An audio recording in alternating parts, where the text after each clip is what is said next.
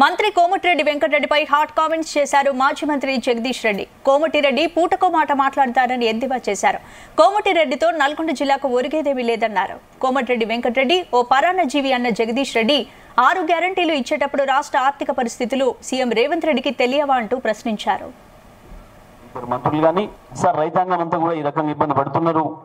అక్కడనేమో ప్రభుత్వం చేతగాంతనంగా ఉంది సాగర్ పైన, ఇక్కడేమో నేరపూరితంగా ఉంది ఈ ప్రభుత్వం వ్యవహారం. మీరు వస్తే రైతాంగం కొంచెం ధైర్యంగా ఉండేటట్టున్నారు, ధైర్యం చెడుతున్నారు. రైతులు 3 చోట్ల ఆత్మహత్యలు చేసుకుంటున్నారు. స్వయంగా వాళ్ళు సెల్ఫీలు దిగి పెట్టుకుంటున్నారు, సెల్ఫీ వీడియోలు చేసుకుంటున్నారు. చాలా చోట్ల నుంచి స్పష్టంగా చెప్పిండ్రు.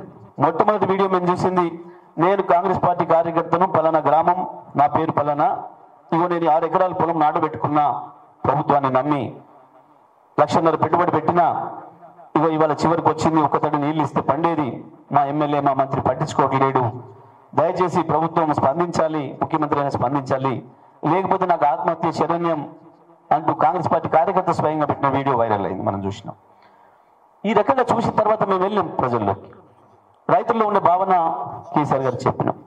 కేసీఆర్ గారు